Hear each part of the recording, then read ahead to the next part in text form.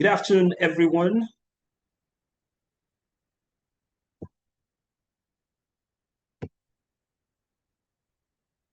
Good afternoon, everyone, and welcome once again to the Employment Law Training Series organized by the Practical Training Academy. My name is Idris Mohammed, and I'm the Chief Operation Officer of the Practical Training Academy. I'll be your moderator for today's session. The aim and essence of the Practical Training Academy is to provide high-value training for lawyers across board. The vision of the chairman, Mr. Tobena Arojikwe, was to give this training for free to all members of the Nigerian legal profession. And if you've been with us right from the first day, you would agree with us that a lot of value has been created. We are thus delighted to have participants joining us from across Nigeria and beyond as we continue this impactful series designed to strengthen our collective understanding of employment and labor law in practice. Today's program is particularly rich as we'll be taking two critical subtopics under the themes: the termination of employment, the state of the law, and practical issues. Termination in the oil and gas sector. We'll also be looking at post-service benefits, balancing the interest of employers and the legitimate expectations of employees. Both are key issues and key areas that continue to generate discussions and litigations in Nigeria's evolving employment landscape. A quick reminder: the attendance at this session qualifies you for one CPD point from the Nigerian Bar Association Institute of Continuing Legal Education, NBA ICLE, under the very able leadership of Mrs. Sarah Ajijola and our team, who have been providing huge support and encouragement to us. Please, there has been a change in the policy or how you can get your CPD points. CPD points would only be given to actual attendance, and that would be generated from Zoom, the platform, and YouTube that we're currently using. There will be no Google link to be filled. I'll continue to make this announcement in the course of the program.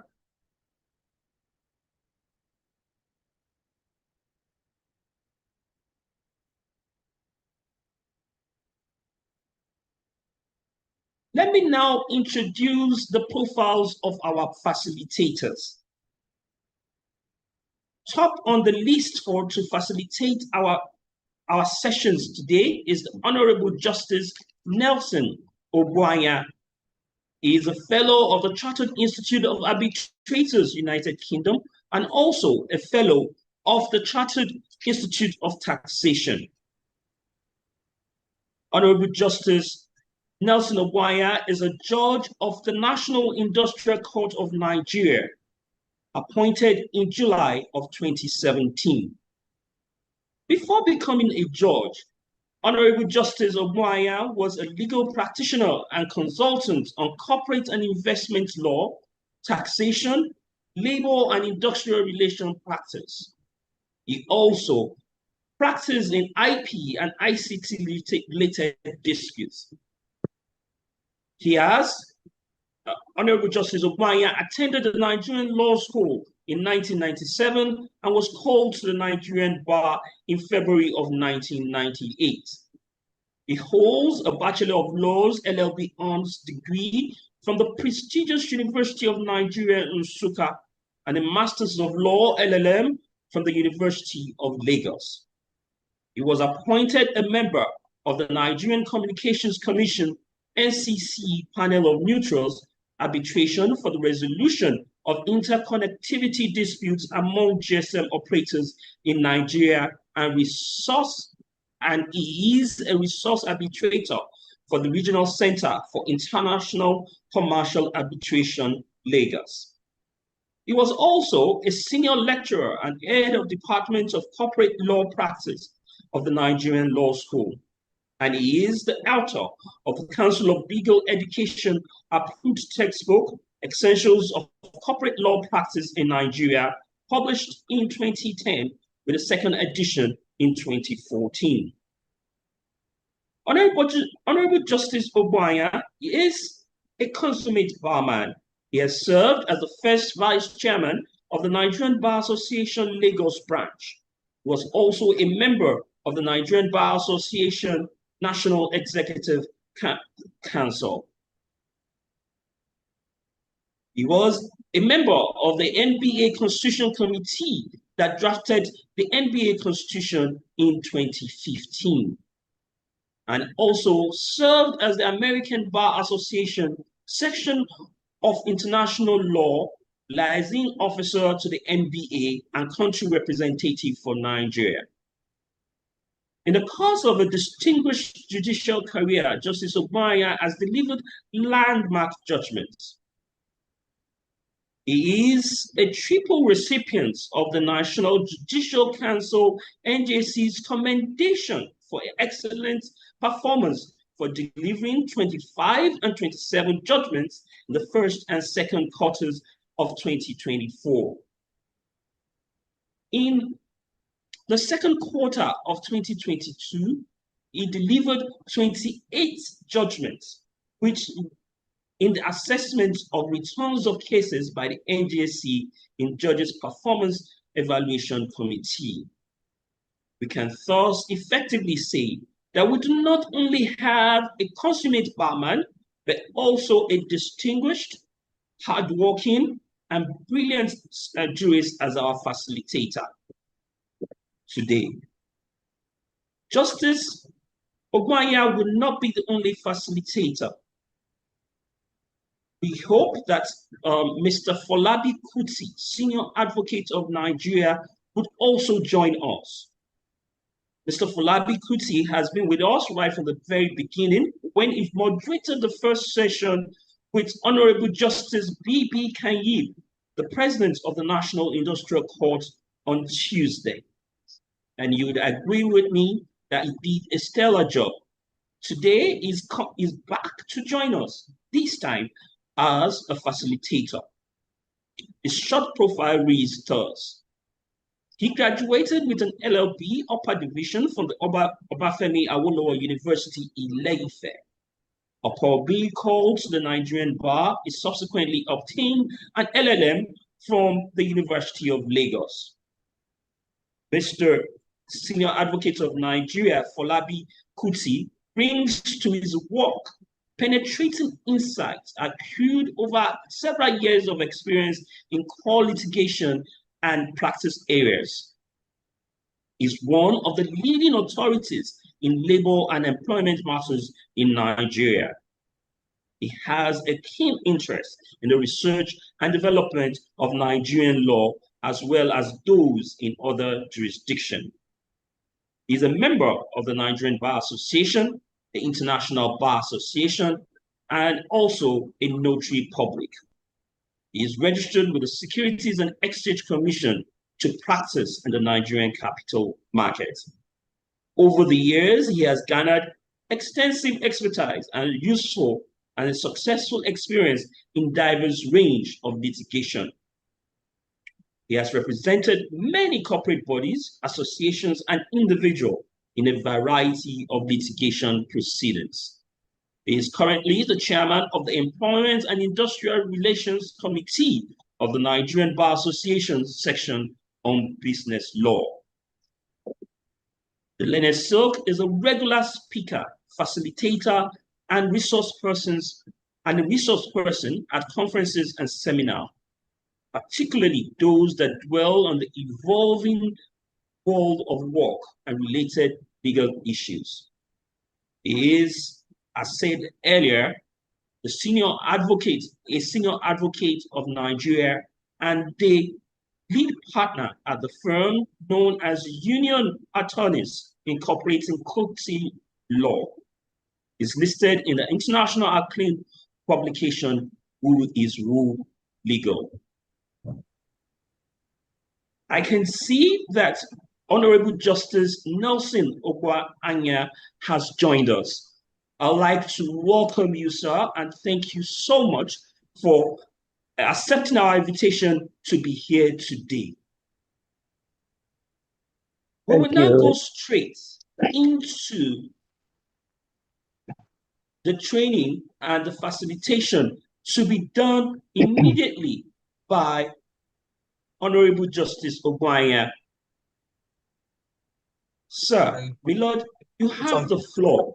Please go ahead and let us have you speak to us on your topic, and then we can proceed from there. You're welcome, my lord. Thank you so much for joining us and taking time out to be with us today. Please proceed. Thank you very much, moderator. It's my honor to actually be honored to be here. It's a very interesting topic that affects almost everybody or somebody that knows somebody. Issue of employment and termination of employment and even retirement benefits.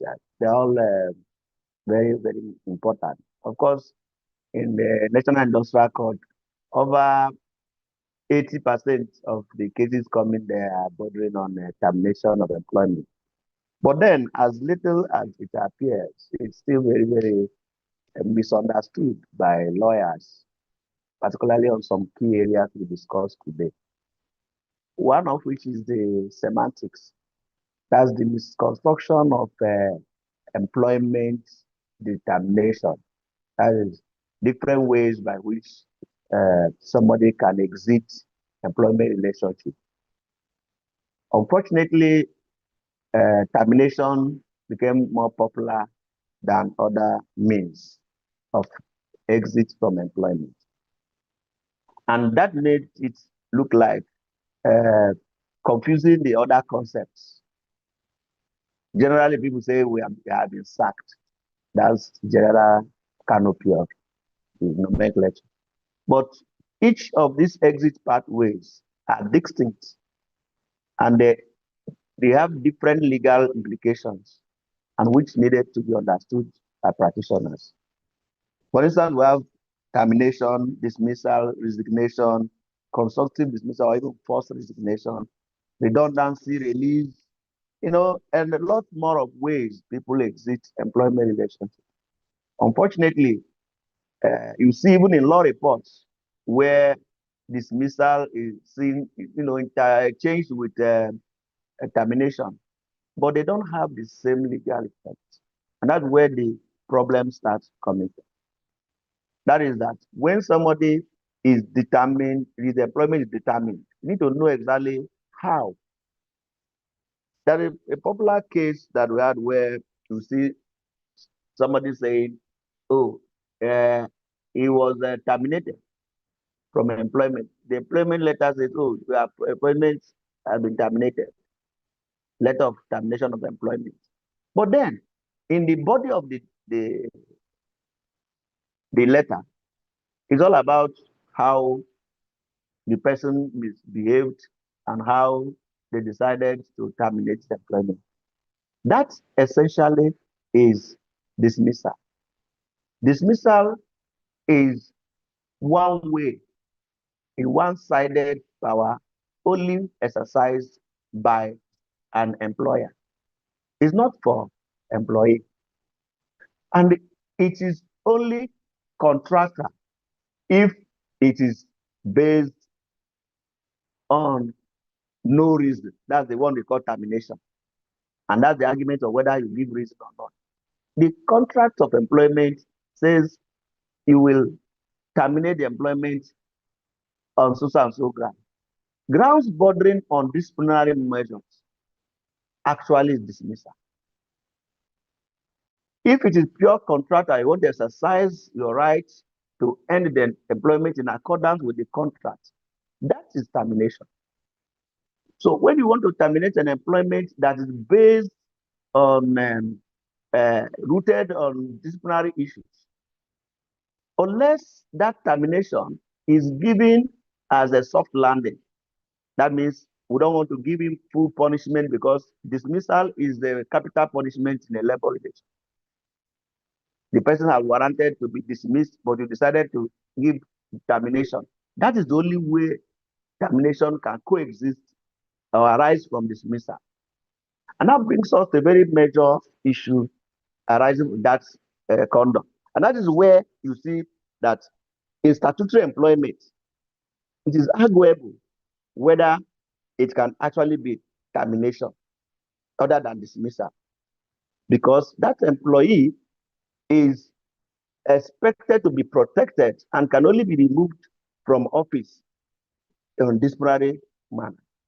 And if the misconduct amounts to dismissal, you can only say, okay, let's give him a smaller punishment of termination, because he wants him to get a good exit pathway, one that can preserve terminal benefits and all that.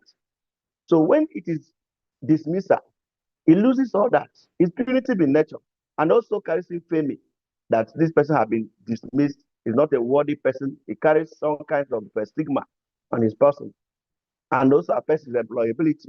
In fact, in some industries like banking industry, the person will no longer be employed, even in oil and gas. So that is why this issue is becoming burning, because when you see a situation where somebody is said to be terminated from employment, we are not even sure whether it is dismissal or mere termination. And that's why we're here also, to interrogate these aspects, to say, at what point do you use termination? At what point do you use dismissal? So dismissal is not the same as termination, even though every dismissal terminates employment, but not every termination amounts to dismissal in semantics. So we are saying here that if you want to, most of course, even not lawyers are not to be blamed so much. If you look at the human resources department and the handbooks and the employee handbooks of most organizations, you see this error in their provision that they were talking about how to terminate employment. Those ones, they say that whether you give reason or don't give reason, understand it from the point of view that my school of thought is that even when you say service is not required, it's still a reason. It's a reason because the person will want to know, why is my service not required? What have I done? So if you want to blank that part, you go pursuant to so and so clause of the agreement.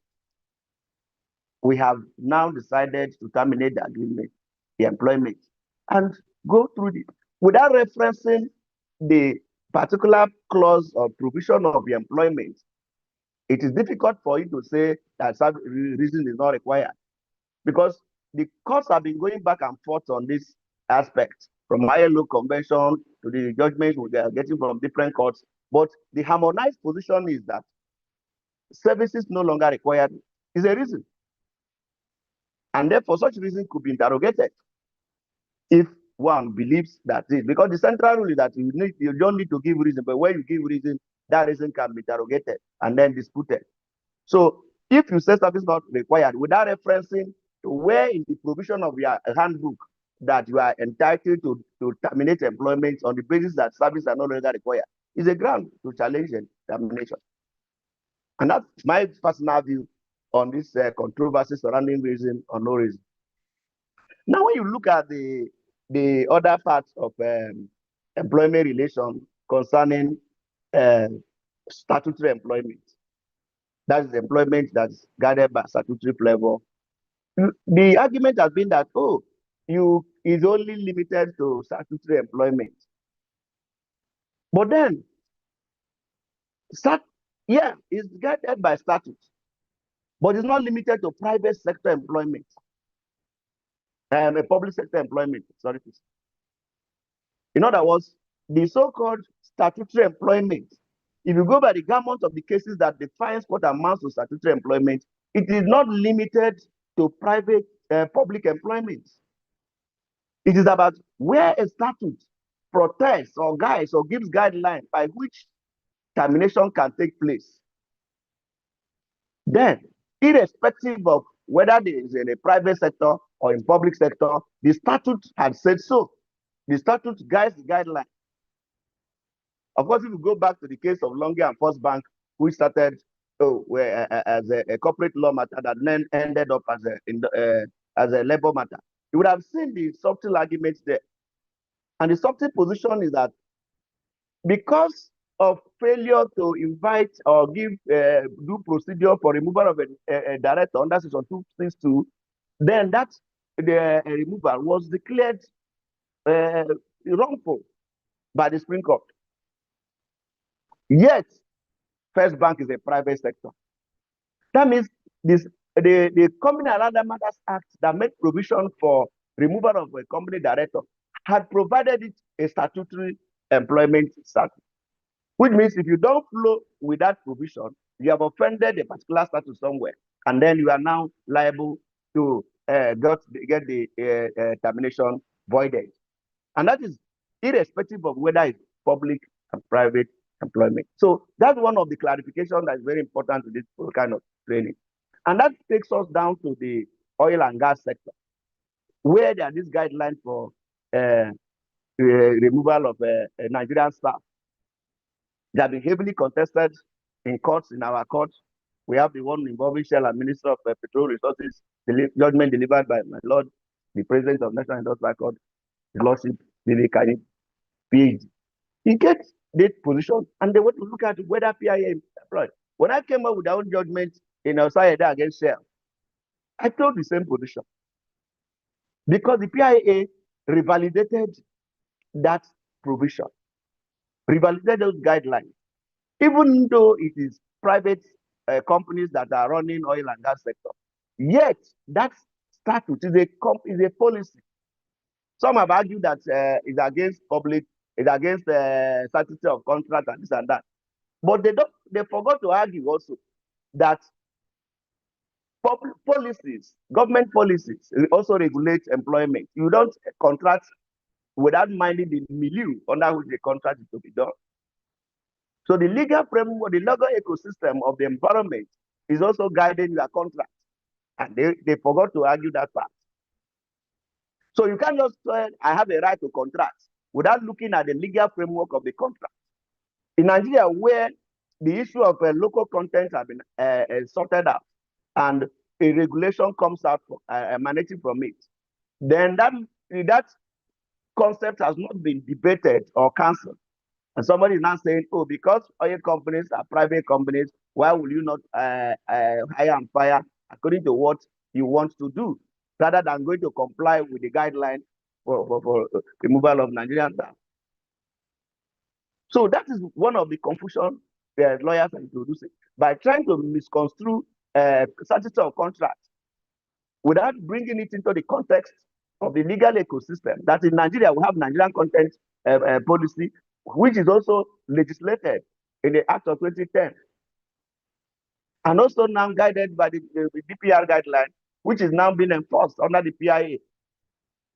So if you feel that you don't want it because the legal framework, the basis, the context, the culture under which it emanated is no longer available, because it was a product of the international economic order that people will be allowed to run their natural resources and determine so many things about it, particularly transfer of technology and human resources development, so that the owners of the natural resources should be given opportunity to also develop their human capital development to take over their resources.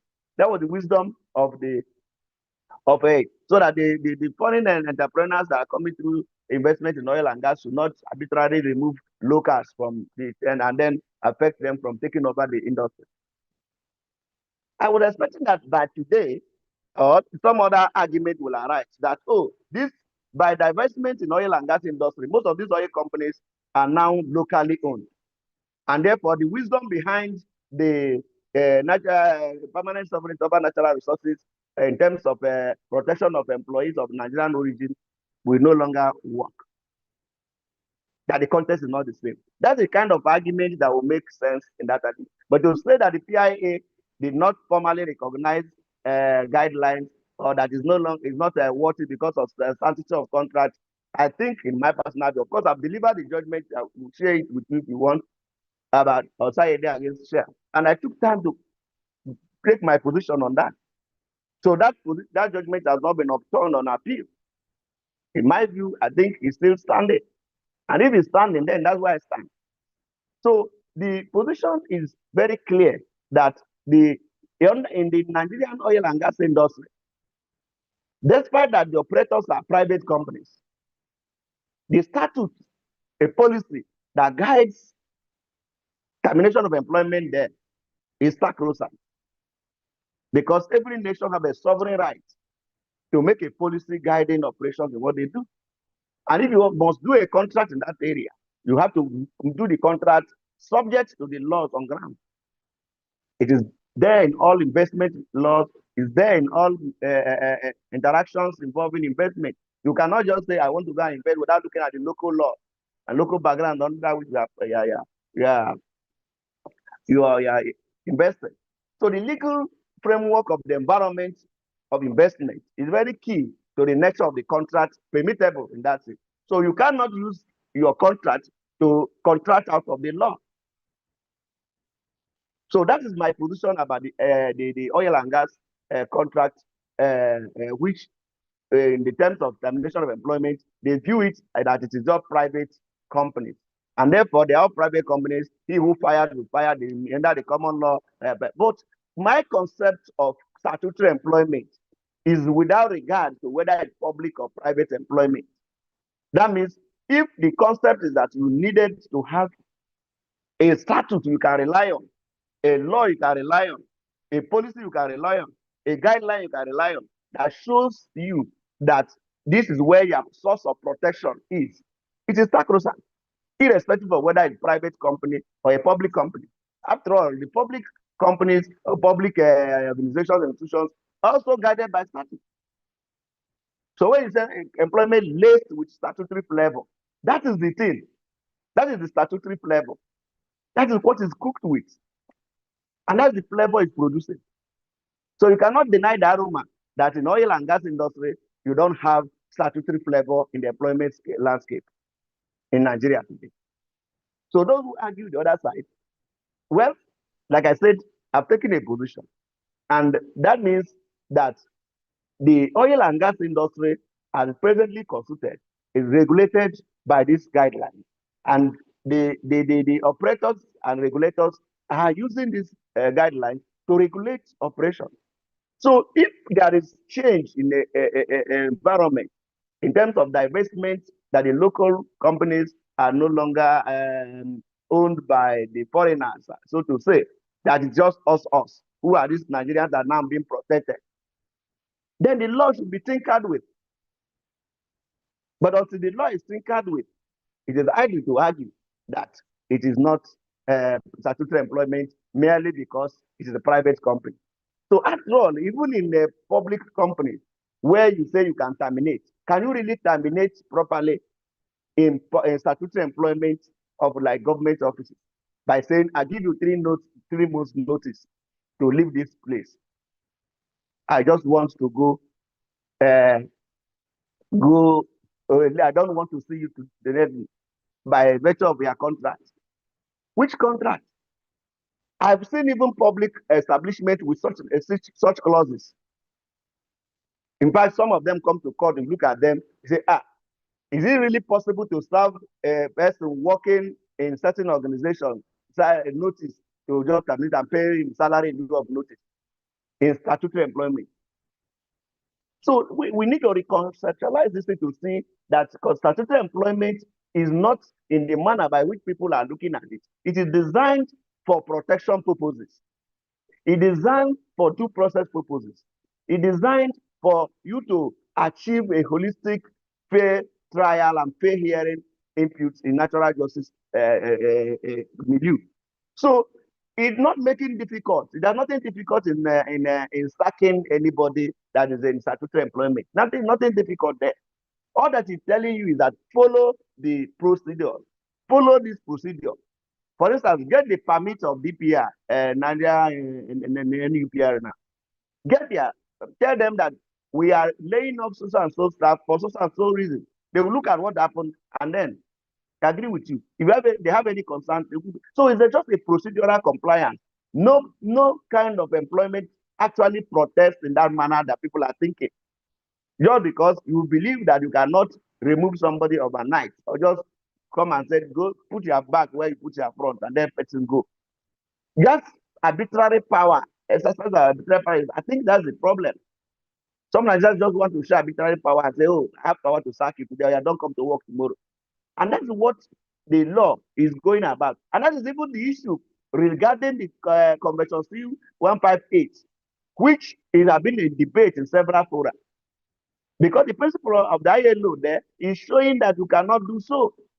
You still need to give reason and go follow due process, even though in a private manner, in a private contract. So some people said, oh, it is not domesticated, it's not ratified, is that. And that brought the argument about the scope of the interpretation power of the National Industrial Court on any issue like that. I also take a position on that in Osa Edes case. I said, look, yes, I agree that it is not domesticated. But it is not a requirement of the domestication under Section 254(1)(2). Section 254(c)(2) of the Constitution, which gives industrial court to deal with such contract that is not domesticated. So domestication is not part of the labor law. What is part of domestication is other law. That's the reconciliation of which with Section 12. So Constitution cannot contradict itself. It cleverly brought out the other one convention relating to labor that is saying it will end as a ratification. So there's nothing really contradictory or argumentative on it. The most important part of it is that you can now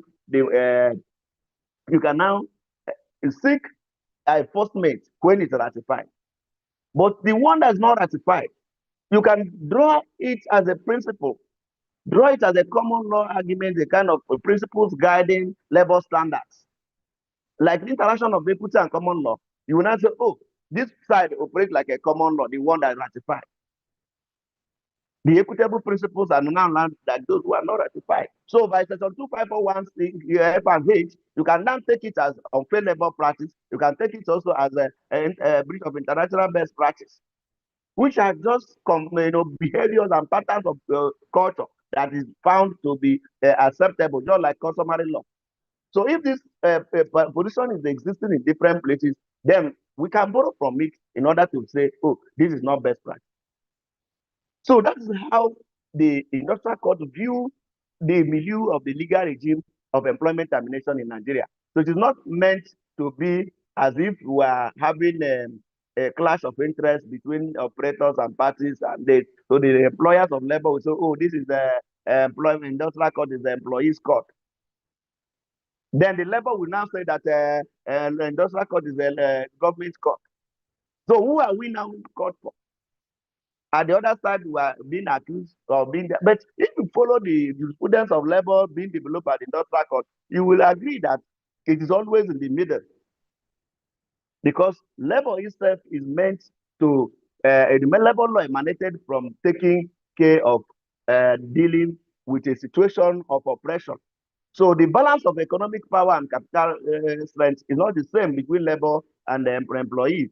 So labor law came to balance it a bit. So just like when you're looking at the woman protection law, it's not because women are naturally weak, it's because the position had to be beefed in order to balance the two groups. So that is not the way it will be seen. It's not going to be seen as if, oh, it was just meant against employers. Has there been any case where an employee misbehaved and then the court said, oh, I pat you at the back, you did well? So if they say that even the concept of a restatement, it is still an issue. For instance, if an employee is dismissed, and then the court looks at it and say, oh, you need to restate this person, a lot of factors will still have to come into play before you order a statement. How does this person truly behave in the whole? Can you be integrated in that office? You have been a general and brigadier general, been a colonel in the army, and then a lost promotion, you now come to become the overall juice. How can you fit into that situation at that moment? And then what really happened? And these things can be assuaged in damages, because that's the principle. Certain things can now be looked at from different sociological perspectives. So that is what we do in industrial court. So it's not about if somebody is saying somewhere and accuse the judges about one deciding one side. The judges at the industrial court are daily streamlining our jurisprudence. Don't forget that the court started as a fresh full court from 2011. The old court of pre-2011 era is not what is on ground. And the people who practice industrial court or who read law on labor law and labor jurisprudence under the pre-2011 third alteration are having confusion in the court till today, because they have not integrated the provisions of the section 254C to what they have been doing. So they still believe that industrial court is being protective of that, but without looking at what the law says and what is the international best practice. Nigeria is a member of the ILO, and Nigeria is answerable to the international organization. The court came in to be a reporting body for the federal government. To that extent, you will see what the industrial court is playing role of also the resolving disputes between individuals and bodies, and can also affect represent Nigeria in answering queries or blocking queries, because they will look at the judgments and how the courts are going and resolving some of these issues as a policy point, and that will help the government to have a good look at the international arena. So the industrial court has played that role to make sure that the Nigeria face at the international arena at the ILO is very bright. Of course, we have a representative there from the president of National Industrial Court, who is a member of the expert committee of experts. So you could see that if not that we have such development, you would have imagined how Nigeria image would have been going. So it's also playing a diplomatic role for the nation. And that's how the law is being shaped to balance all interests, including the interests of the nation. So industrial court is not just playing a role of settling disputes between two individuals. It's also a policy court at the court of first instance. So these are the confusions people are getting, because ordinarily the Supreme Court that is policy court. But this we originate certain policies. If they are not acceptable, then it will be cut off at a higher level. But we need to have a generate certain policy on fair labor practice. How will someone be high-handedness, showing a lot of callousness just because the other person left? It's because that labor has not been recognized fully as operators. The capitalists don't see labor as a major factor of production. They respect capital more than labor. And that is why the dichotomy is. So even if you bring money, who is going to do the establishment? Who is going to run out? Who is going to make the profits? It's labor. So this requires reorientation, because the termination of a contract is seen as I have power to do so. But you forget that even if those who are going to outsourcing and all this, they are also exposing their company to a trade secret breach. Today, somebody is in the front of your gate. Tomorrow, another person is there. The other inside their factory, another group are there. Even the person you are outsourcing, you don't know the source. So why would people not just respect labor from the point of view that that is what coordinates other factors of production, from a simple economic understanding? So to that extent, I think I will pause to receive some of these upsurging questions and answers. At least I've kickstarted the point. Now we can interact very well. Thank you very much.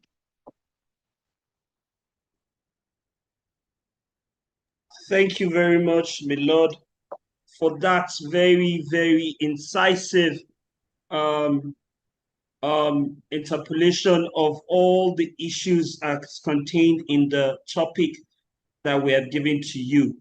You would all agree with me that my lord has shown that he's wearing about 3 caps. Number one, he was a former lecturer of the Nigerian Law School. In the comment section, we could see a lot of people saying, thank God you taught them, and they were very happy to see you. Secondly, like I said in my introduction, he's a consummate barman. He practiced law extensively, even becoming a first vice chairman of the Nigerian Bar Association. And lastly, is a very, very hardworking judge. I think from your delivery, we could see that coming to the fore. So thank you very much, my Lord. We'll go straight now into the myriad of questions that have come up. And my Lord, we will be asking, where you have questions, please, rather than dropping it in the chat, there is a Q&A box. Please put it in the Q&A box. It is easier for us to get access to it. And we can also look at it very in a detailed form. If you put it in the chat, we could easily get missing out of it. So my Lord, we have one question here, and it's coming from an anonymous attendee. And it says, what is the fate of the judgment creditor as an employee after judgment was delivered in his favor and he thereafter filed a garnishing process to recover the proceeds of the judgment, and the judgment debtor is claiming that the company has gone into liquidation? I don't know if my Lord would like to take this, but I don't think this is relevant to our discussion today. Okay, he's saying it's an employee and judgment was delivered in his favor. Sorry. Yes, sir. Sorry, don't, when you are in a forum like this, you must have been prepared for everything. Yes. And if you don't carry people along, one bad comment will ruin all you are doing. So I will accommodate a question, and that question is something I'm familiar with, coming from the fact that I've done a similar paper to the NDIC workshop recently. So the position of law have been arguable as to the position of a liquidated company. I'm familiar with corporate law, so that will help me to argue this part of the issue about what happens to judgment creditor on a liquidated company. Are you getting it? Then the issue is depending on the type of company. That's the beginning. If it's a bank, it means that the statutory liquidator, which is the NDIC, and then the NDIC Act of 2023 had made provision for prioritization of claims. And that will mean that based on the priority list, all creditors that are employees also have certain level of priority. Again, so employees' interest in a liquidated company or banks is accommodated under the NDIC Act of 2023, which is the latest legislation on that. Now, if it's not a bank and other corporate organization, now that they now depends on the liquidator, who is now appointed through the Common Aligned Matters process, and that also goes with prioritization. So the person should definitely register his interest with the liquidator and show that this is. So the liquidator becomes the legal personality for a liquidated company or a company under liquidation. So it's no longer the company where the person works that is now the debtor or judgment debtor, but the liquidator, so to say. So he has to register his interest with the liquidator. And then depending on the prioritization available in the sector or the company or the law under the Common Aligned Matters Act, then the person's interest will be accommodated. So it doesn't mean that the law has extinguished the creditor's right. It does not do so. Thank you. Thank you so much, Milord, for that. Thank you. Thank you so much. This one comes from Gladys Eyogadi. He said, good day, my Lord. Where a termination is anchored on the now infamous services no longer required cliche, and it is pinned to a clause in the contract of employment, is the right of an aggrieved employer who desires to challenge that reason by showing that in truth and in fact, his or her services is still needed, is lost by the fact that the employee has hinged it on a clause in the agreement that allows him to do so. Yeah, that's what I said. What I said earlier on is that because of shortness of time, this area of service is a huge debate. A huge debate escalating in judicial precedents. Some group of authorities suggest you will not need for giving any reason. Again, in short, model it even up to dismissal, which must have a reason. Again, because you have to pass through a disciplinary process before you damage somebody's reputation. So the aspect that concerns services no longer required. That's why I was bringing a hybrid that for you to say service no longer required, I take it that is a reason.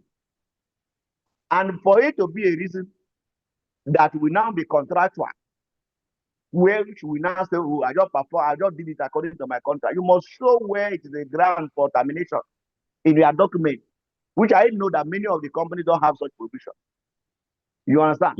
So if you just use the infamous service no longer required, and it's a reason, and the Supreme Court has been said that where a reason is provided, the reason can be challenged. So where a reason is provided, the reason can be challenged. So this is, to me, a reason, because the problem is that some will go ahead to do termination, whereas what they are doing is redundancy. So redundancy is a different exit pathway, as different from termination.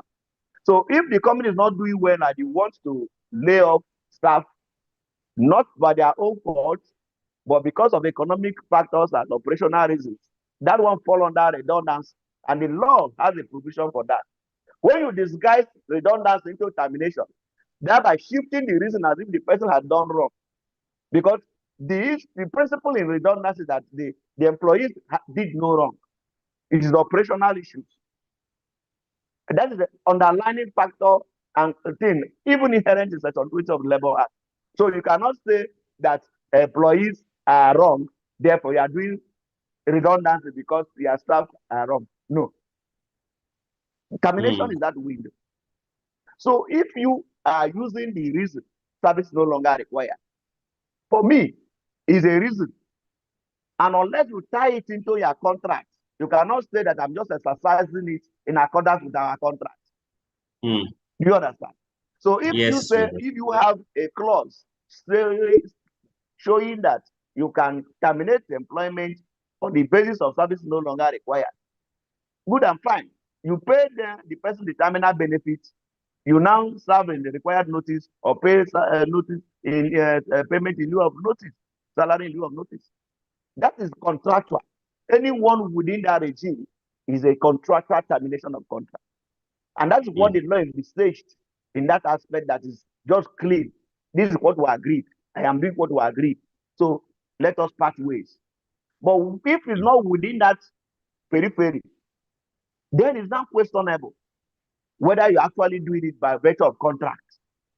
And you agree with me that many of the organizations that are saying service no longer required did not have such clauses in their agreement.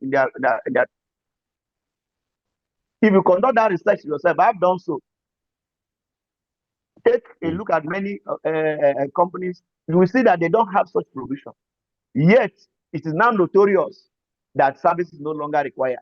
Is now popularly used for termination of employment. The person now can say, under the strength of the authority of the Supreme Court, why are you saying that my service is not required? What has gone wrong? If it's based on operations, that means it's redundancy. That means you go through the redundancy process to lay them off. If it is now termination, the person will say, oh, you pay me damages for making me look like I'm not important, or that I'm incompetent, or I don't have a good conduct, a good behavior. So that is one of the significant outcomes coming from modern research in this area. So why would somebody just say service is required without anchoring it on the contract of employment? Yes, where did you bring that concept from? My Lord has clearly and very detailedly answered that question. Thank you so much. There's another one here. has to do with magistrates and magistrates in it's from Chidima Nwajobi, and she says she's kind of confused about the employment status of a magistrate, where so the question goes, does employment as a magistrate have statutory flavor in cases where the civil service rules of a state does not mention magistracy, may use civil, and the magistrate laws of that same state does not make provision on termination? She says she's asking the question because she relied on civil service rules in a case, but the court decided that the employment is contractual. Your thoughts on this, my lord? Well, I'm not a appeal court to decide what the court has said, but I will only make any comments wearing my cap as an academic who is also a legal commentator. You know, Yes. I could see Thank you, the naughty area there. You know, the naughty area is conceptualization and undue reliance on written words. If, for instance, you know the nature of particular employment,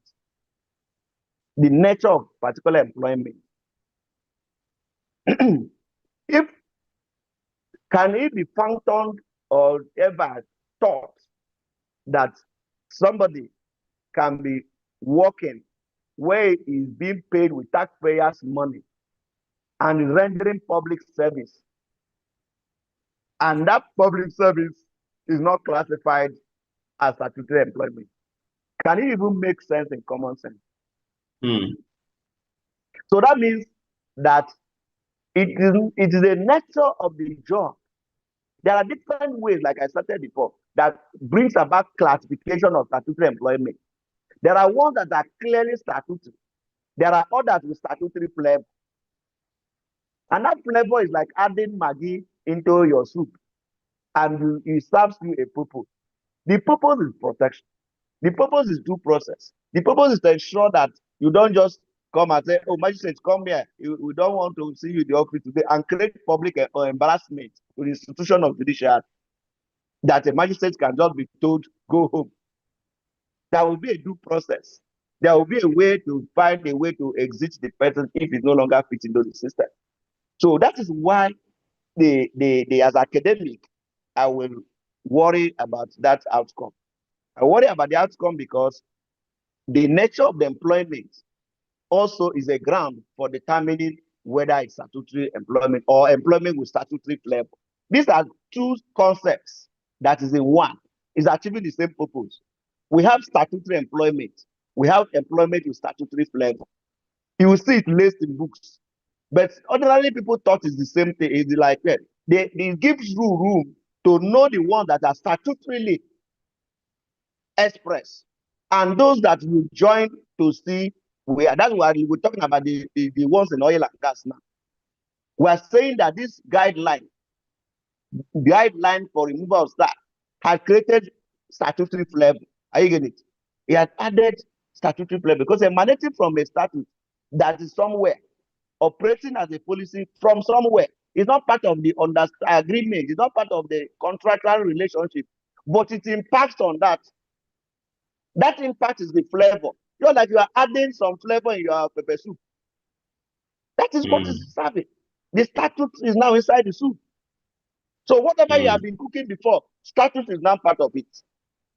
That is my analogical concept or conceptualization of what happened in that scenario. So whether the service rule have said we call magistrate expressly, or whether the magistrate law has said is that no, the nature of the work, the operation of the work, the remuneration of the worker, the type of work it renders, and the institutional basis of the work renders it statutory. That's the flavor inside it. It's not performing a private duty, it's performing official statutory duty. And that statutory duty creates a flavor of statute inside the operation. That's my academic view anyway. Like I said, I'm not court of appeal, but as academic, I will. No, but I will it's very, analyze it that way. It's very, very valid. And thank you once again for indulging us. There's this rather interesting question because I've also been involved and I've always wondered whether this is something that can be done in the National Industrial Court. Mr. Sunday Odi from Jos is asking whether an exemplary or aggravated damage can be awarded where a contract of employment is wrongfully terminated. Exemplary or aggravated damages, whether it's awardable. My lord. Well, I think it's just exacerbating the issue by trying to say exemplary and this, because exemplary damage is not linked to any form of matter. It is the principle on its own.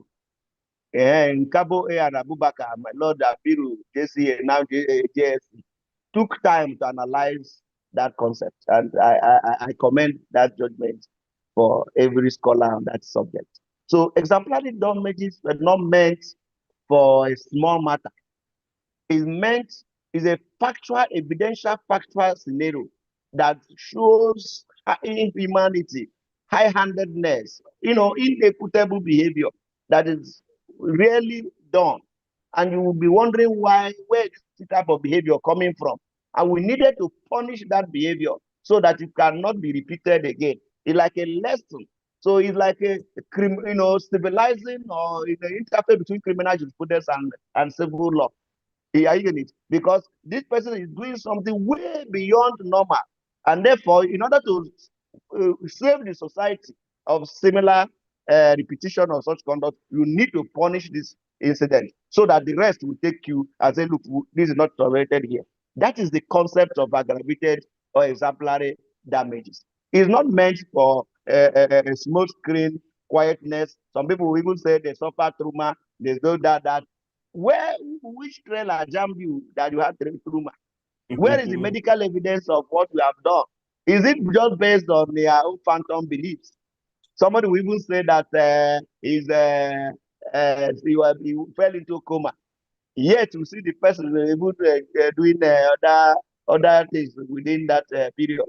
Are you getting it? So how did this come to be? So exemplary damage is not something that you can ordinarily bring into simple employment termination, because it is envisaged that this job you are doing, you are likely to lose it.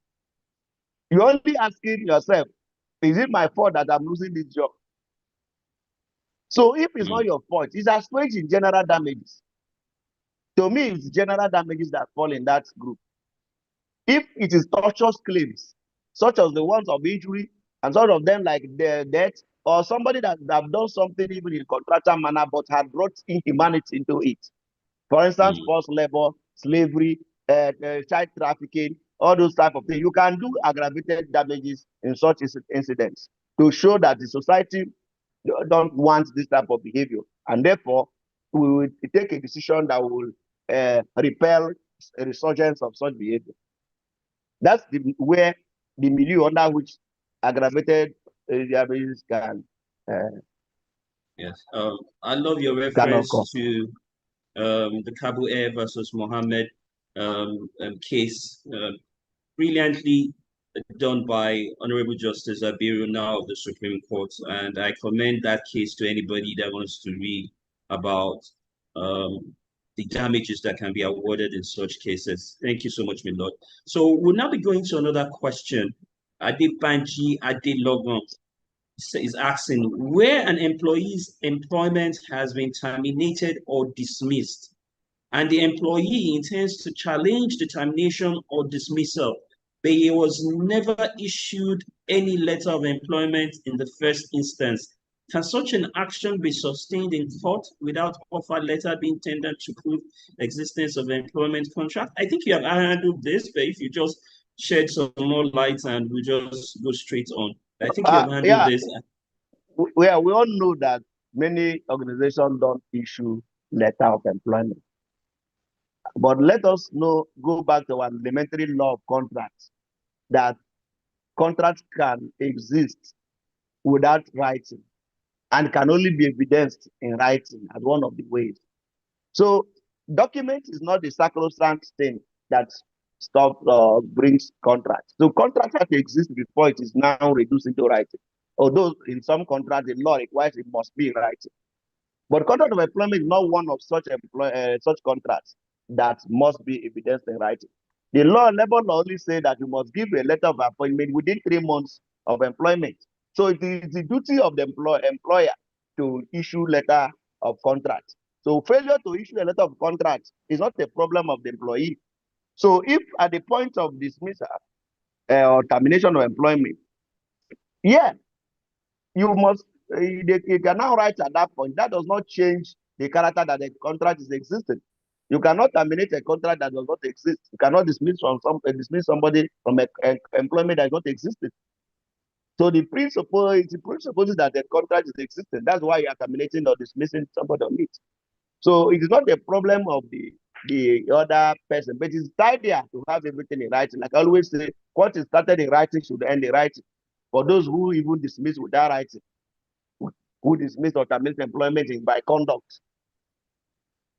Thank you. Thank you so much again, my lord, for sharing your very, very deep knowledge on these issues. Would like to go on and look at another issue that has been recurring here. And it has to do with, I think you've answered this, so I will just skip it. And okay, this has to do with the oil industry. And it's from Kera Pamo Oya Donga. With the taking over of operations of functions performed by foreign companies in the oil sector by indigenous companies, is asking what requirement for the consent of the minister before termination of services of the employees in that sector be dispensed with. Again, this is we're seeking your opinion here, my lord.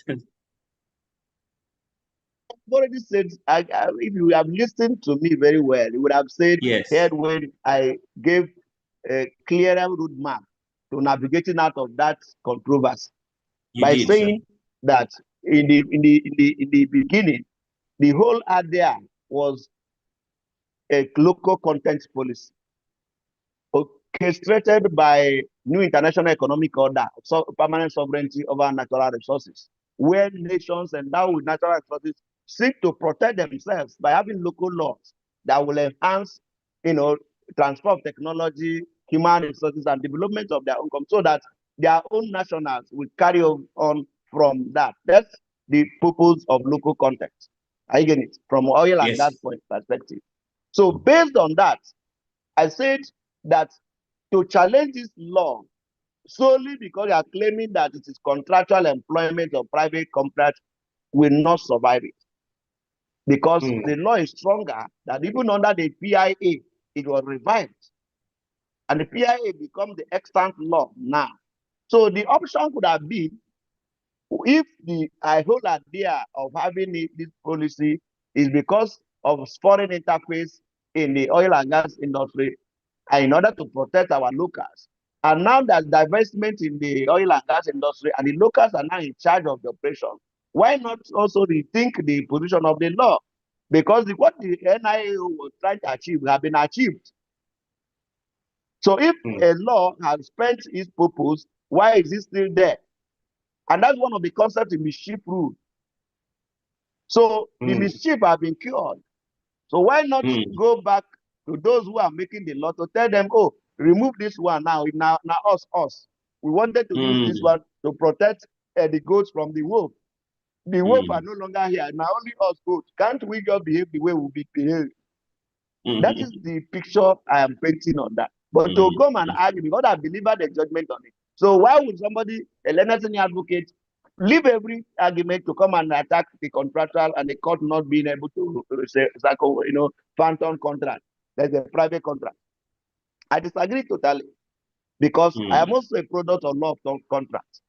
So when you look at contracts properly, you will see that you cannot contract alone. You cannot just come and do contracts anyhow. After all, there are contracts that is illegal. Why would the law allow you to do those contracts? Because you are happy doing it. Because parties agree. Parties non abandon. It doesn't operate everywhere. There's exception to all rules. So the fact that you can contract does not give you a liberty to contract anyhow. The law will stop you at some point. And that's the point I'm making. So if you believe that you have passed the stage of the law is now spent, go by the way of mischief rule and tell the National Assembly or the people that are involved that, one would have expected that under the PIA, then maybe that law would have been clearly clear. But the law actually revived it. And that brings us to one of the arguments somebody was making, that some of the judgments in our court, in national court, had already said that the guidelines were not properly done, they were not okay. But they forgot also that in jurisprudence of legislation, in the conflict between case law and statute, that the statute will be superior. Because as you do a judgment, the next day the legislation will come and abolish it. You have an example of it that happened in ISA. When they said that the lawyers were involved in ISA transactions and this and that, Kasumu against SSX, and at the end of the day, they went back and under the new SEC Act, abolished all those things that lawyers were needed to come in the capital market operation. So a legislation can come and change the character of the judicial pronouncement. Then the judicial pronouncement will come back again and review it again. And after that, they can do their own judgment. Then the legislator will go back. Why not practice that scenario so that we see? But they just sit down idly and accuse the industrial court of delivering complete. It was not a conflicting judgment. In the judgment delivered by my lord, the president of the court, against the Minister of Petroleum Resources, he atomized the cases delivered by previous judges of the court and said this is why those cases are not the same with this development, because PIA has come in place to cover that position. Now, when I went to my own, I carried all of them, including the president's own, and said, in fact, the law was bedded on local content policy. And therefore, anybody who is challenging this law should have revisited the local content policy to see the history of that law. Tracing the chief rule principle, we would have seen that there was a basis for putting that law on ground. And if that law has achieved this purpose, then abolish it. And you can come and say because it's a practical, the private company and the contractual policy relationship, and court should not interfere in contracts of parties. Who told you? Courts are daily intervening on contracts of parties. The business of court every day is to intervene on contracts of parties. I don't know of any case before the court that is not about interpreting contracts of parties in all courts in Nigeria, not limited to industrial court, including marriage contracts. Is also being intervened at the court in petition of divorce. So we know these things. They say sometimes I just laugh and say, okay, let us have the legal cocktail like this, so that in this kind of cocktail we can interrogate some of these things to put it where it belongs. Very, very, very detailed, because my next question was going to be the one that you already dealt with quite extensively, that has to do with conflicting judgments. And this again is not something that is peculiar only to the National Industrial Court, but I think you have answered it very brilliantly, and we're most grateful to you. I want us to go into something which originally was not something that you were supposed to do, but that has to do with post-service benefits, my lord, and how we can balance those interests. Most people are always concerned, particularly as it relates to the application of the Pension Reform Act, the MSITF, and all that. But the question goes that what are the best strategies for employers that can adopt to manage post-service benefits substantially? This question is kind of important because a lot of people are always concerned about their life after work. And this is, for judges, it is statutory, but for a lot of people outside, it's always a recurring factor, especially for private employment. What are your thoughts on this, my lord?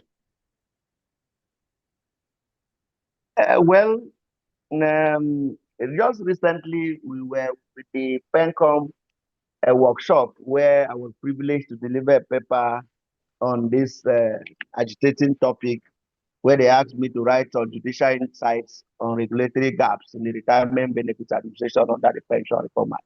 So it's basically what we are talking now. And there are a lot of gaps.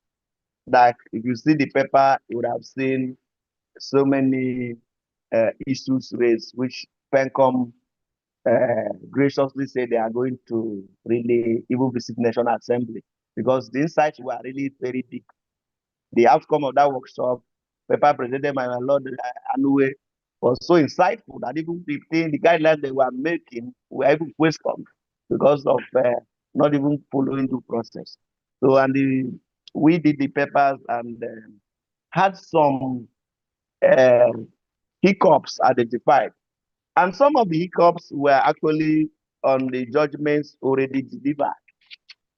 So what I did was to just go through my judgments, existing judgments, and do a kind of a case study, the model of that workshop, so that it become very interactive and very interesting. And in fact, the feedback was very huge. One of it was the need for effective communication of verifiable version data, or status of benefits and entitlement claims inquiry.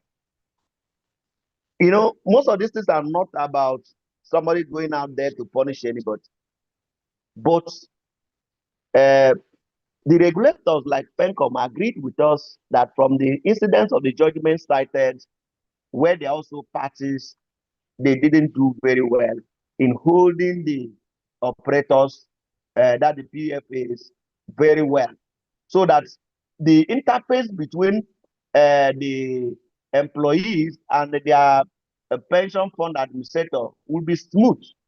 If you visit any of these organizations, it will take you not less than 3 hours to be attended to. And if you write the letter the way they will shabbily return. I've seen the instances where an elderly man who was about 80 years, who had already retired, was kept waiting for a long time. And when he eventually came, they are not telling him that his signature did not tally with what they have on record. I have to personally intervene and say, look, if you look at pathology, which is an aspect of medicine, you are changing on daily basis. This person has signed this document while an agile young man. Now that he's just old man and signed, you are saying his signature does not tally. Don't you have another way of still identifying that it's the same person? What is the essence of signature? Signature is to for identity purposes.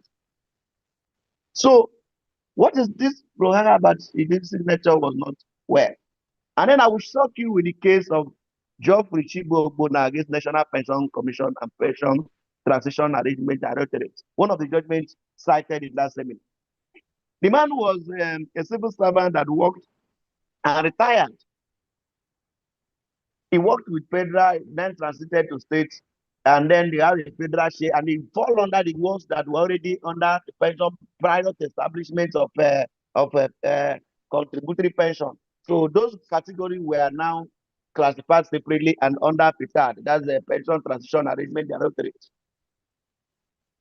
When they harmonized the party, they documented the data of those two people, the group, the man was receiving his pension. And at the point they said they discovered an error without even informing him. They keep deducting his pension to a point that it was like he's the one owing government pension. He raised the alarm. Why will I be getting this type of deductions? He was not getting a satisfactory answer. And he became so worried. And he got a lawyer who took his matter to court. In that court decision, I will give you a short quotation there. You could see the picture of what people go through that leading to this type of challenge, they're saying balancing the interest. I said that the finding of the court at page 49 of the judgment on the need for effective communication by pension benefit administrator or regulators goes thus. I quote, the panic and anxiety put on the claimant by the acts of the second defendant indeed led to this suit, perhaps an avoidable litigation. Had the second defendant simply rendered this service in line with the prescription of federal government policy of service delivery under the acronym of SERVICOM, a concept of corporate service delivery efficiency set for government agencies and interministerial departments in Nigeria. I find that the second defendant, by ignoring this Servicon code in his relation with the claimant, while he discharged his duty on the pension data verification and measures taken to rectify the observed anomaly in monthly payments of the claimant's federal share of his pension benefits, has provoked the claimant and thus brought to himself and the other party a needless litigation. So you could see that. And then if you look at the case of retired DSP Bemoni Emon against National Pension Commission and Police Force Pension Limited. This is one of the judgments that led to agitation for removal of police and a CPN, contributing pension scheme. I delivered that judgment myself. And the police pension group took that judgment on their chest. It's part of why we are saying that they are reviewing it. In that case, it presents another insight on this issue. Here, the applicants who are retired police officers and members of the police retired police officers association of Rivers State branch instituted this suit for themselves and represent 142 aggrieved members. And then the regulator of the pension scheme, for what? Failure to provide them with templates and details of calculation of their gratuity and pension payments, which they allege to be inaccurate and marked by observable anomalies and shrouded in secrecy. So they applied for a mandamus to compel pension and the pension fund administrator to disclose first the templates they use, how they calculated it, and what they get. Because they no longer trust the system where a junior officer will be receiving pension higher than the senior one. That raised the caveat. An attempt to secure a clarified position failed from regulator. They came to my court then in Port Harcourt, and a case was conducted by one of the erudite young practitioners from Apebe Balola Chamber, did a wonderful argument on mandamus. And we were able to say,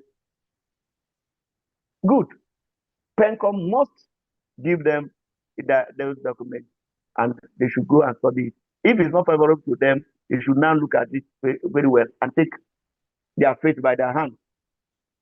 You all know that they have taken their fate by their hand and are pursuing to exit from the CPS. So one of the other issues that that is part of this problem is also there's no guideline on disengaged employees who secured second employment. You cannot balance an interest where this issue is lingering. Because we are just talking about one person who has finished one work. When you look at the economy of the day, that the economy can allow somebody in private sector to engage in several employment chains in order to balance the economic needs. You are not tied to one work. You can work this one and then you will resign and leave, even those in public sector. You can resign, go out to another job, go to another job. And in these cases, each of these jobs, they are supposed to maintain your contribution. And then when the argument comes that you are just entitled to one deduction, one payment of lump sum, it became frustrating that you're entitled to get lump sum in one organization where you work. Now you have gone to another organization that has also contributed pension. You are now entitled to get another lump sum. They said no, there are no guidelines to that effect. You will not get it, block you. And then in this particular case, which is also very, very important, Somtoye Boyle against Armed Pension Managers and the National Pension Commission. A young man who left employment got another one. He continued with his old PF, and then his RSA was what? At the end of the day, he was now refused the second lump sum. I said you are not entitled to second lump sum because there are no guidelines to that effect. You already taking one to other place. The young man's argument through his counsel was that, assuming he did not disclose that he already had employment before, where his one PFA is running, he changed his PFA.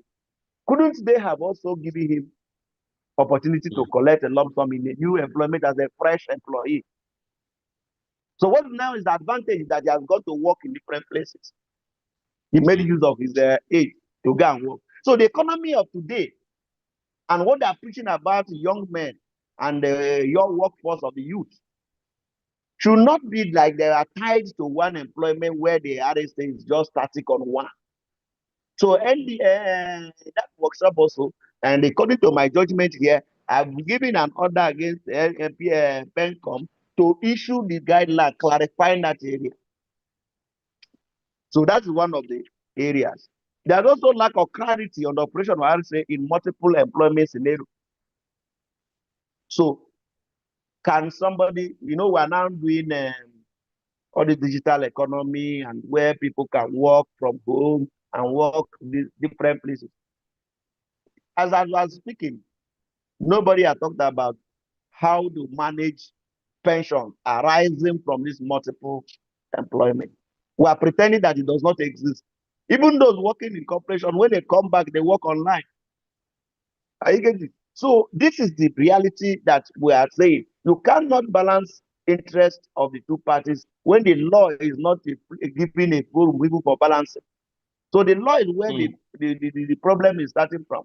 So let the law create a milieu, a kind of environment where all these reforms can now thrive. Because the reality is that there's a multiple employment.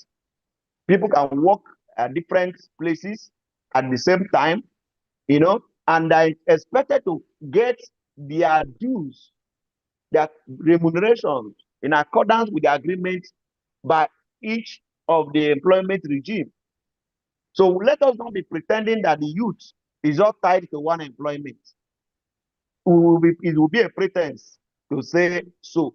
And if they engage in an employment, remember that it's no longer the time we are saying a pensionable employment. In the old days, they say pensionable employment.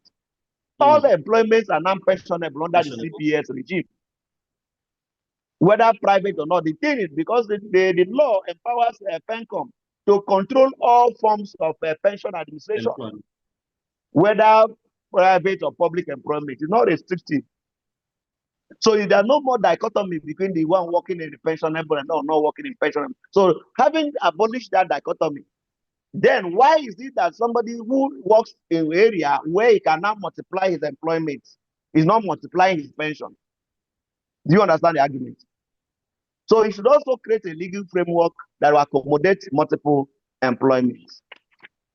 So we also have the issue of opening of RSA after cessation of employment, where RSA not opened by in course of employment and deductions were made. That means the law says you have to open the RSA, have a pension for the administrator. You will see that some organizations, they will be deducting the what they call the money. Some will even deduct and share it into two and use your own as part of their own. There's no transparency about exactly what is being transferred, exactly what is being given for each person. You understand? What some organizations have this challenge. But even on those who are that are honest, you would have seen that in this case, which Judge Adamde Tarakuni against ACS Nigeria Limited, that was a very important case that triggered a serious legal argumentation. In fact, a learned senior advocate, you are familiar with the equity, was involved. You could imagine the matters were involved. So you see that in that case, there's a foreigner whose deductions were made. He didn't make open RSA, and the dependent company is also obliged by law to open, did not open. Yet deductions were made.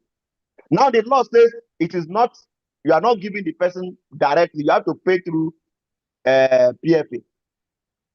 And then the argument came up. What do we do in this scenario? And that judgment, I commended the learned senior advocate. He was not a stand then. It was part of the judgment that I think he believes was good for him when he pursued senior advocate. But the the thing was a robust and well-coordinated legal argument, where I have to now take issue so much and say, find out us for us. Because already our court in Godfrey, Godfrey, and Dangote Agro-Sax already said that you cannot give somebody pension money directly. You have to do through the, it does not necessitate payment of pension directly to an employee. So we were stuck with that. But we have to finally, when distinguishing the case, I had to distinguish the case. The Aboni case was actually talking about person where a PRS is already existing. The scenario we have on our hand is that no RSA, whether opened by the employer or opened by employee. In that case, we have to look for foreign jurisdiction. We stumbled into a local Sky High Court case in UK, and we're able to see that though it's a foreign authority, but the authority says that a scenario where the person compliance in that nature is defaulted, it will be treated as a terminal benefit. Because you cannot allow the person who have the company to keep the money at the same time, not ordering opening of RSA when employment relation is no longer existing. Because it's a post-employment relationship at that point. And the RSA did not envisage that after leaving employment, that's when you open retirement service account. It is open in the course of employment. So we had this challenge to balance this legal framework. And by God's grace, we're able to balance it that way. And today, that's the position of the law, which when that scenario occurs, this is the way forward. And that's how we're able to balance the interest of both the employee and employer in that scenario. So the last of that issue is the issue of propriety of employee portion payments of employee who existed CPS but take up employment that has CPS exemption. This is a very technical area in that there are people who are working in a place where they already have CPS. For instance, you are now working and want to join judiciary, for instance, you appointed a judge now. And as a judge, you are exempted from this CPS. Then Section 5(1)(a) of the Pension Reform Act recognizes that categorization. Those people who now came in, leaving the previous employment. So they say they will treat them in that way. Unfortunately, what the PENCOM have designed is to say they refund you employee portion, thereby rendering your work at the previous employment pension free.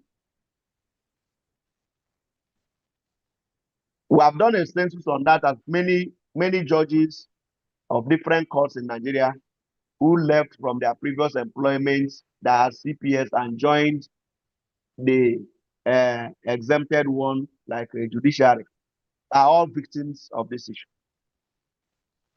Where your employer did not do you send off, did not give you any souvenir, did not do you any gratuity, because of the fact that the CPS did not make gratuity compulsory again. So you can as well rely solely on your CPS, that's your own contribution.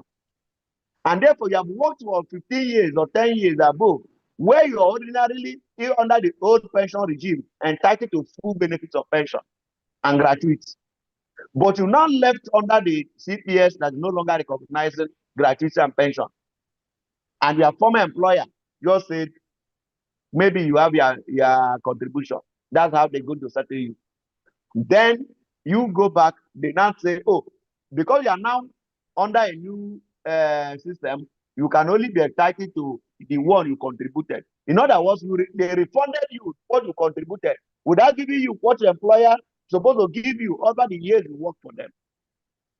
This is a serious injustice, and the PENCOM is still awaiting to take a decisive action, because many of us, including my humble self, fell in that category. So you could see that there are incidents and issues that require actual balancing, So that openness to operation by employers is very important, because many of them will, when somebody leaves office, that's even when they will discover that they have not been remitting. They have not been remitting anything. We've had instances where many of them that after they come to court, you see that they print out their contributory pension account, their RSA, retirement service account, and nothing is inside it. Some the amount expected is not what is there. And that is what the person is taking home as having worked for these years. So that is one of the challenges. And if you look at it holistically, you see that the interest of the law was to reform the pension system by abolishing the old system that had serious problems of administration, fund, somebody will just cut away the whole money, the money is no longer there. It will be entitlement on paper, there's no backup fund on ground, which characterized the old pension regime. When they now change to this contributing pension regime, you still see that is now fraught with inadequate data, fraudulent remittances, the quarrels about transparency, and not being able to give somebody what he deserves. So the employee under the CPS is still grumbling. Now the companies that enrolled by law with a private company, they are not faring no better too. So you can see that many companies that are of serious nature still keep their private pension system around. You watch around in the oil and gas industry, they have all kept their own old model are all with them because they don't allow you to keep your old model, not by force. It's not mandatory. So many of the organizations are keeping their old pension model in order to augment the problem and now arising from the contributing pension. So the contributing pension did not actually solve the problem. So when you want to go and get it, it's very, very serious. Thank you. Thank you so much. Thank you so much, my Lord. I'm sorry I had to interject. Why this is very remarkable is because my Lord was not supposed to take this session. So I just dropped it in because we unavoidably could not get Folabi Kuti SAN to join us today. He's trapped, but my Lord obviously was very, very prepared for this. And I would like to thank my Lord. The comment section is just buzzing that my Lord has just fully dissected the Pencon Act and taking care of all the pressing issues. Before I ask a question that has arisen from this, let me just address all the participants that have been asking for the CPD form. There is no CPD form today. Please, we will not be signing. The ICLE has decided that they would not send any CPD form today. The attendance will be generated from the attendance sheet that will be generated by Zoom. So if you are here and you have been here right from the beginning, you don't need to bother. You will get your CPD certificate. So please, there will be no CPD form today. It is a decision from the ICLE that they will not be sharing CPD link forms any longer. But once you have attended today and you've stayed from the beginning to the end, you would definitely be issued your CPD points and certificates. My Lord, as a corollary to most of the things you said, one very interesting issue came up during our first session with Justice B.B. Kanye, and that has to do with statutory negligence.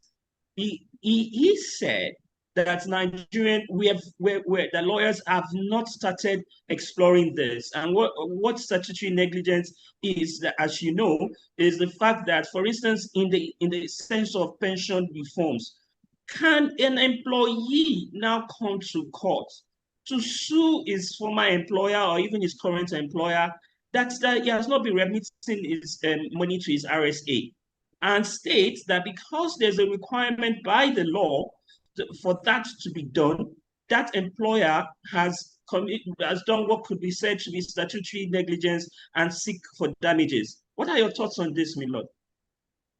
He has said it all. And you could see that even as lawyers, that are even victims. They don't even know their rights. Not to talk of representing litigants. Is an aspect of public interest lawyer in the legal profession, because the entire populace are suffering these aspects of negligence by operators to carry out their statutory duties. The order of mandamus, they say you cannot compel a private person, but it compels a private person that has a statutory duty. So that's one way to it.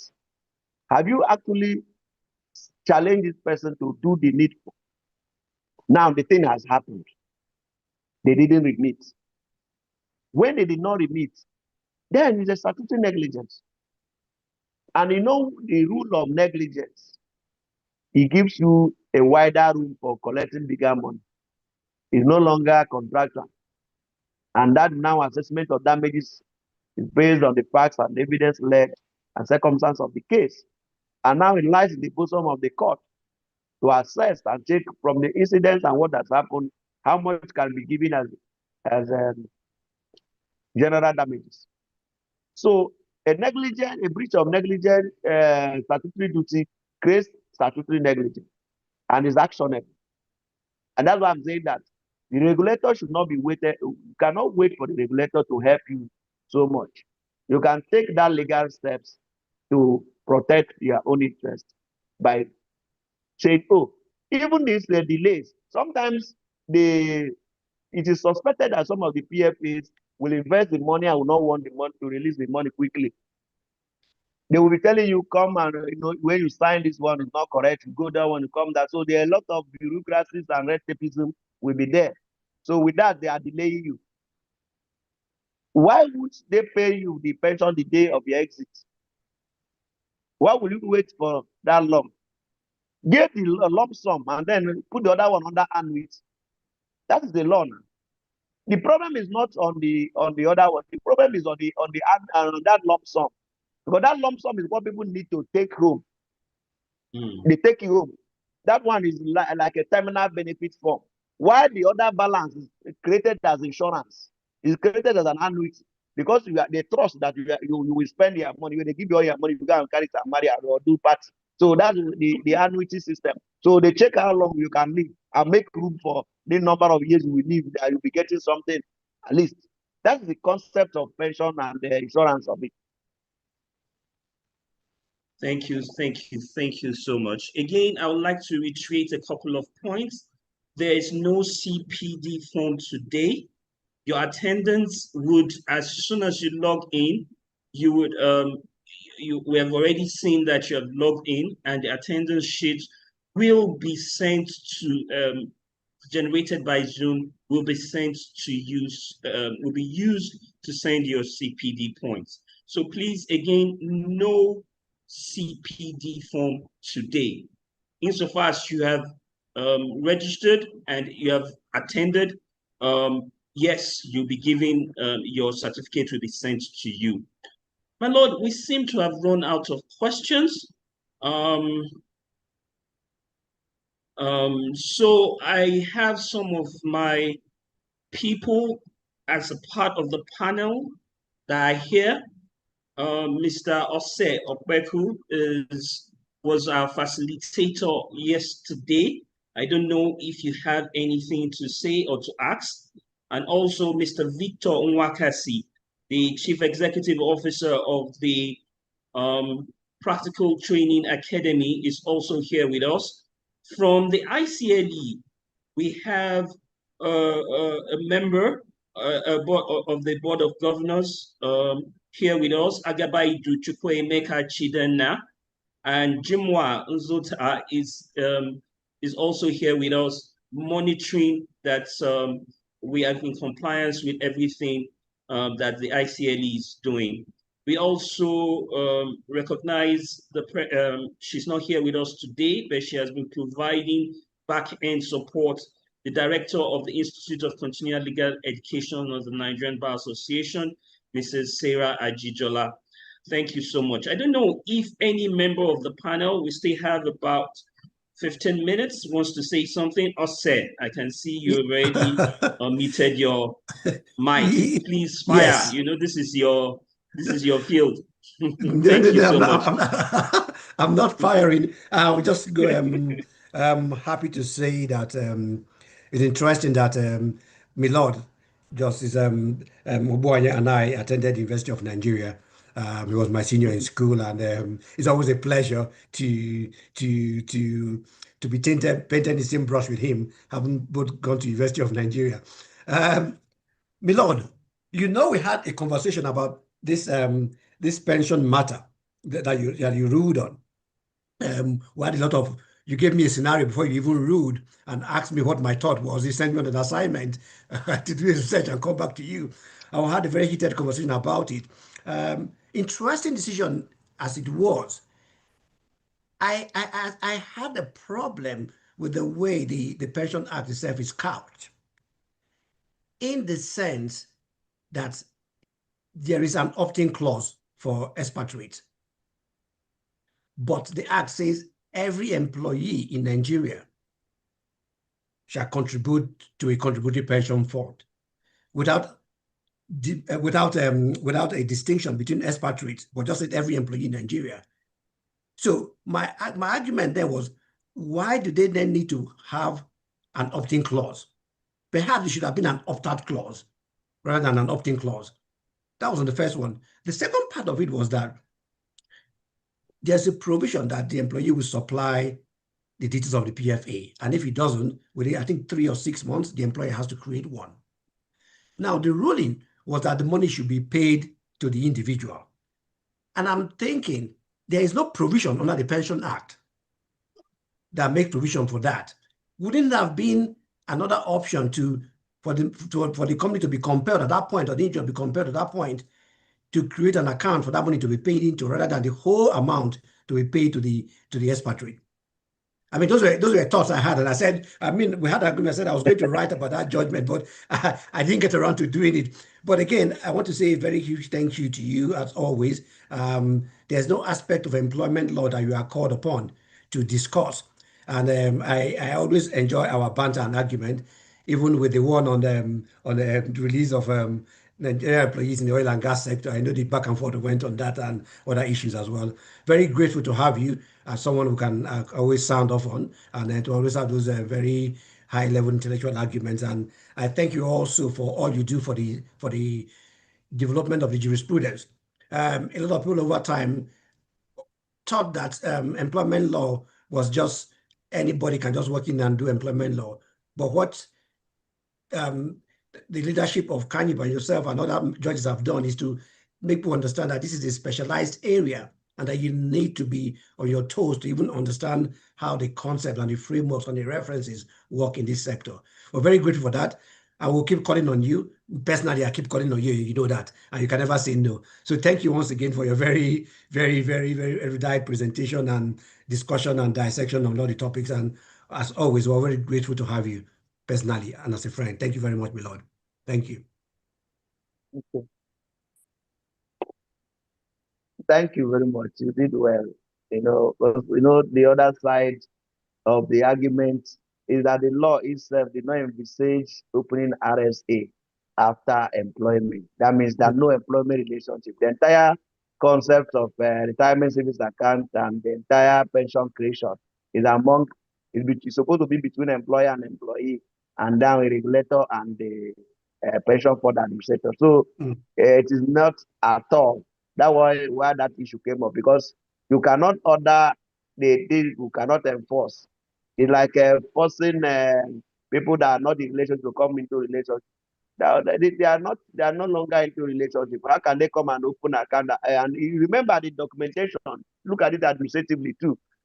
You have to fill out forms and other things showing that the employer, a copy of a letter of employment, is that. Even ID card. Yeah. Is those things existing at this point? So the idea of seven breach, that's just why I have to go and look for foreign authority or similar scenario. And the courts are allowed to go to get foreign authorities if you don't have something on ground. And that's what I did. And okay, this one says that in such scenario, because you cannot leave that money in the hand of the person that deducted it without opening RSA, he too is guilty now. Mm-hmm. The employer who ought to also have RSA opened as required by law did not do so. Yeah. On what basis are you going to keep the money that is deducted from somebody's salary or somebody that's entitled? So the law treated it as a terminal benefit. And that time now, terminal benefits are paid in lump sum. They're not paid as an annuity and a pension or insurance model. So that was why it was a critical judgment, but I know it was a senior lawyer who was involved, and the arguments were really very hot. And at the end of the day, I expected that maybe if I felt that I did wrong, they could go and say let try contest in law. But eventually I was appealed. So that means they have agreed with me totally and everything complied with. So I knew that it is a dilemma that you can't give the person the money that keep somebody's money that's already deducted in the hand of somebody who also defaulted in law. If you look at it from equitable principle of ex public house and non-action, you see the out of illegal, but it's not illegal action, so to say. It's an unlawful action. You did not do what you are supposed to do. Nobody is creating crime out of it, so money is not going to be lost. So if there's no crime out of it, ex public house will not operate. So the money is still intact. So equitably, it belongs to, if you look at the law of equity or equitable tracing of fund and beneficiary, something. So we have to use many laws when you are in legal court or court sources to show you understand what you are doing. So constructive trust and it shows that the beneficiary of that money is the employee. The money rightfully belongs to him. Whatever happened in between is still should be treated as academic, because the reality on ground is that the money belongs to him. So any decision making him lose his money when he's not only the one at fault. Maybe if the law only says it's him that must open RSA, it could be a different thing. But the employer who's supposed to open, why didn't you open? So I got a case that was all false with that scenario. And the judgment there says it will be treated as terminal benefit and paid directly to the person. And I used it and said it's okay. And nobody appealed them. Everybody paid. The man had been paid and he has gone to his country, and that's the end of it. So the lessons are learned. Thank you. Yeah. Milord, the point I was also trying to make, and I agree with you fully, another point I was trying to make, you raised the issue of constructive trust. And you raised the issue of legislative activism earlier in your comments, not on this particular comment. And I want to believe that part of what we have learned is the issue of group life insurance, where under the new Insurance Act, they have now created that every employer in the group life insurance is a trustee. In the event that there's no named beneficiary, the employer actually stands. So there's no need for a constructive trust. There's actually a trust already created. So the employer is a trustee at that point for a group life insurance.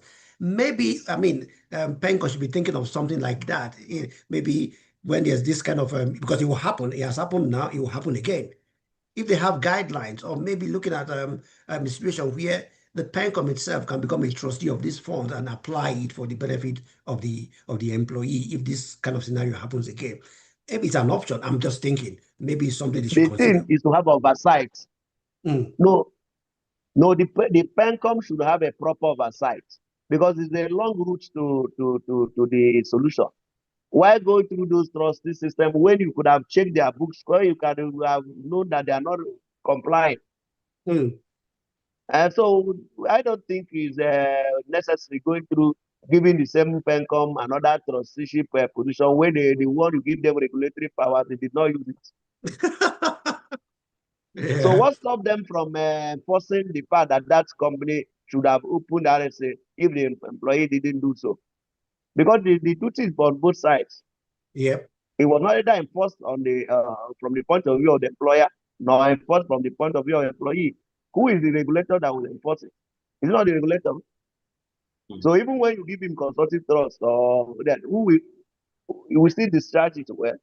I think what we'll be doing is who regulates the regulator, trying to ensure that public discourse is around regulator performance, so that regulators should be on their tools to perform their regulatory duties very well. So it will obviate all this issues that is now stretching to constructive. I'm just using constructive trust from my point of view of knowledge on the law of equity and trust. That this money actually is a more or less a resulting trust. So if he fails, who is he going to fall to? You know. So if he would still fall to the person that is of beneficial ownership. So that's just the way. It's not a good thing that it happened like that, but the regulator should come up with more guidelines. In short, the Pencom promise that they will surprise Nigerians with some of reforms. Everyone. They really, because they did the workshop and I presented paper there, and they were really very excited and happy and are ready. In fact, they are very much ready to surprise Nigerians on a lot of reforms. And Nigerians are waiting for such reforms, you know. So it's going to say, get them, giving more trusteeship powers. The insurance law of group insurance is almost the same way. It was insurance issues not really in that employees are looking for. If you read the argument on lump sum, you will see part of this challenge on the lump sum. They are saying that the lump sum should be bigger. That means what people are looking for is if they are going home from employment, how much are they going to take as out of pocket money they will put in their pocket and be going to home with? So that's why the court has even said this lump sum should be increased. Whereas they're taking a teach from an annuity argument that, oh, this person should stay longer. Whereas there is no data showing the actual expected year in Nigeria. The old WHO model is still what they're using. So now if you look at the law and the guideline by Pencom, they're saying that women live longer than men. And therefore, the women will have longer, we have a shorter, smaller payment because they have longer duration of expectancy of life. So this argument, if you look at it properly, you will see that it is begging the question as to how they arrived at that. Because of the one problem of pension is that when the person outlives the duration of the annuity, he is no longer being paid. And that is exactly the time the person needed to be supported. Somebody who has been supported at 70 years to 80 years. You expected him to die at 80. He goes to 90. By 90, he's no longer getting anything. When is he supposed to be getting something? Do you get the law? Yeah, my lord, I do. I do. I mean, but there are two options though. You can take program withdrawal or take annuity, and so But then I perfectly understand the point you make, and I agree with you. But I mean, again, we'll keep pushing and keep expanding the boundaries and the jurisprudence. Thank you very much once again, my lord. Very grateful. Thank you so much, Mr. Ekweku. Again, my lord, I cannot express our gratitude to you. The comment session is abuzz with so many words describing your presentation, from the words impactful, deep, very incisive. They're just a bit of some of the descriptions that have been there. Again, we say a huge thank you. One of the questions that was asked repeatedly was whether there was a way they could get some of the judgments you are referring to in respect of what you have already decided, so that it could also act as a reference point for them. Also, I noticed that you were reading some of these things from a paper. If you could also help us by providing this, so that it will be a reference for those that may not be able to join us. So, my lord, we'll take that in reference. Secondly, again, I would like to inform that there's no CPD form for today. Your attendance of this on this Zoom platform already generates an attendance sheet, which will be used to send your CPD certificates to you. Also, the video of this presentation will be on the Practical Training Academy's YouTube page. All you have to do is to go on YouTube and search for the Practical Training Academy there. I would advise that you subscribe to the page so that once there's any updates, you can easily get it.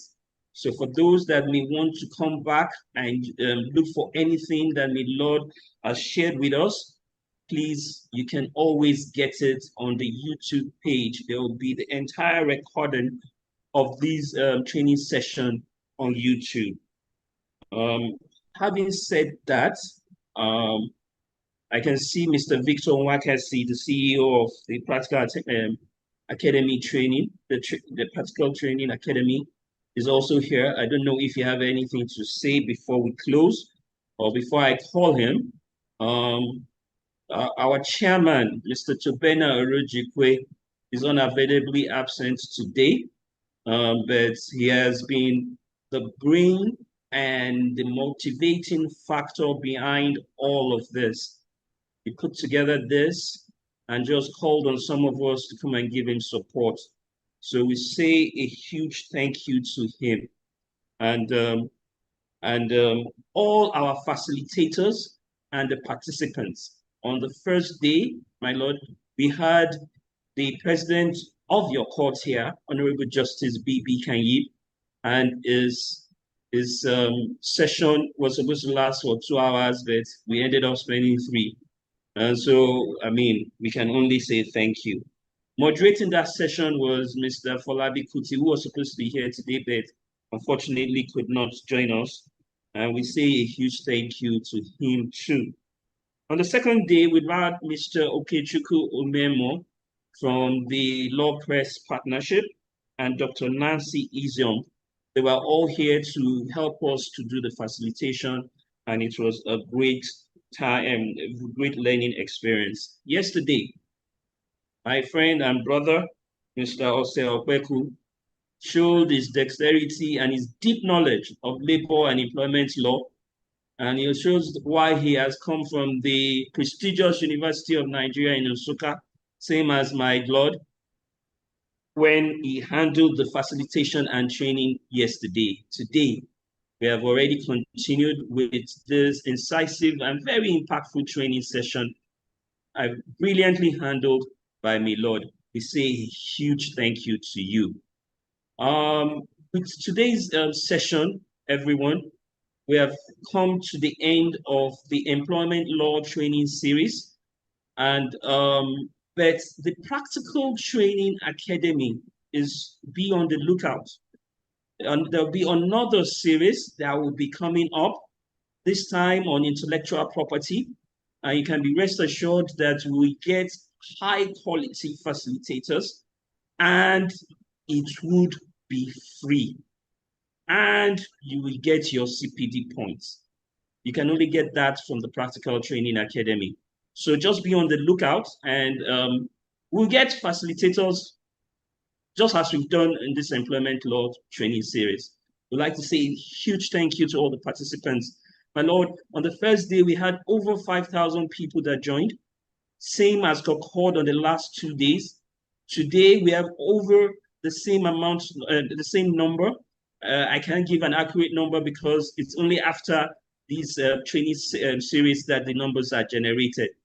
But Mr. Nwakesi seems not to be available.